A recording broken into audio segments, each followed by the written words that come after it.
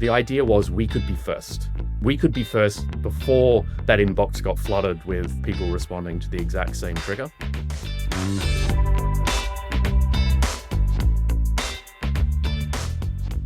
Welcome to Soundbites. My name is Bill Binch with Battery Ventures. We've asked Brad Van Leeuwen from Cledara, COO and co-founder of the organization, to join us. And welcome, Brad.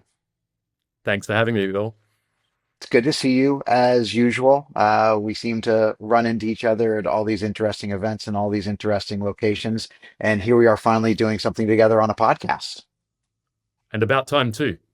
Brad, to make this simple, uh, today's prompt is a challenge or an obstacle that you faced inside of Cledara that you were able to go and use AI, some type of tool or some combination of tools to tackle.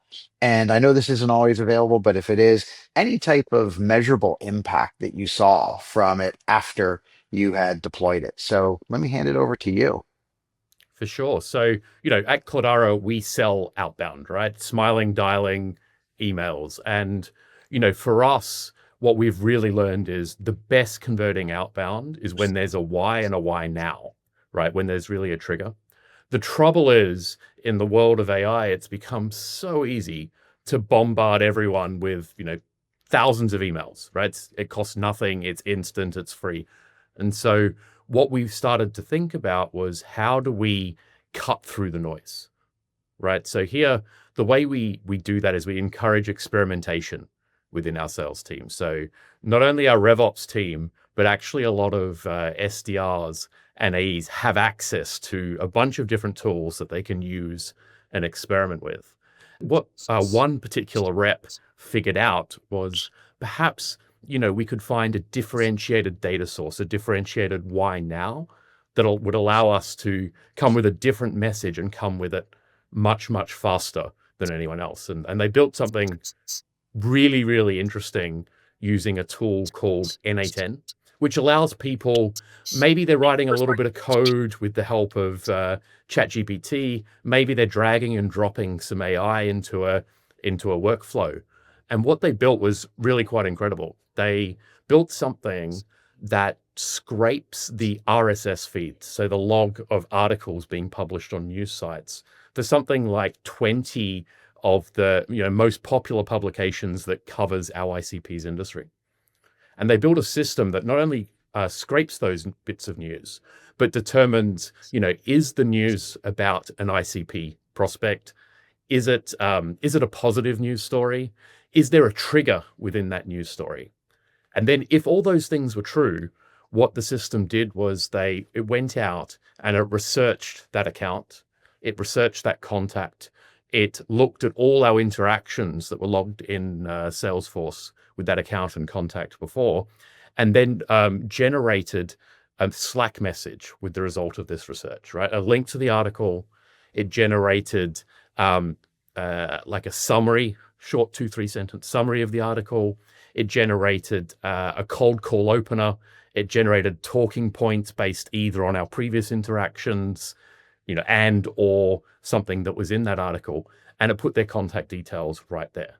So that rep, or if they were busy, another rep could go and just pick it up real fast. And the objective there was, for sure, third-party data providers that aggregate triggers would find a trigger like that. This might be a funding announcement or any of the other usual things that people trigger on. But the idea was we could be first, right? We could be first before that inbox got flooded with people responding to the exact same trigger. So first of all, the result was that this system had great impact, right? It generated a new ops, and we'll talk about that in a second. But the bigger impact was that for the first time, a tool produced by AI by a rep resulted in more opportunities and more deals and a hell of a lot of pipeline. And this encouraged a ton of other things from other people that followed. But in the short term, what it's meant was we've generated 11,000 signals in the last 2 months that we believe that no one else has had as quickly as we have. And we see this in our data. When we make a cold call to someone that triggered by this approach, we see that actually that cold call converts into a second conversation 30% more often than a general cold call, right? So we're able to deliver the right message at the right time before anyone else can do it. And, more deals means happier reps. Such a wealth of riches here. First of all, something that it sounds like was created from the bottoms up. It sounds like the initial spark came from a rep. That's amazing.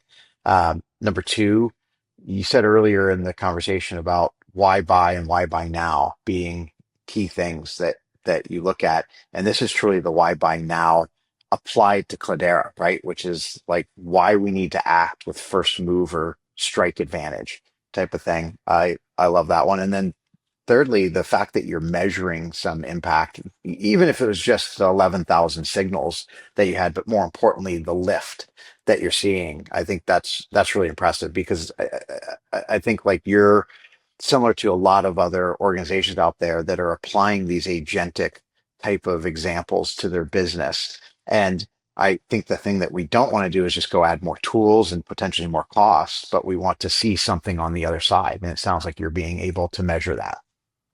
Yeah, 100%. And I think it really aligns with the culture of the organization as well, right? We want things to be bottom up. We want people to feel empowered to experience. Look, you've got to hit your number, but when you're confident that you're going to hit your number, that's the time to double down, to experiment, to try new things, and then really importantly, share those with others so they can leverage them too.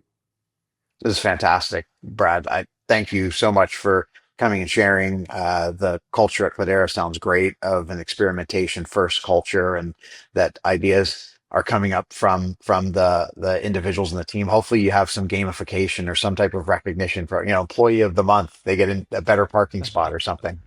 We call it AI or die. So it's really in the culture. You're experimenting with stuff. It's part of the rules of the road. That's fantastic. Well, again, thanks for joining us today. Thanks for having me, Bill.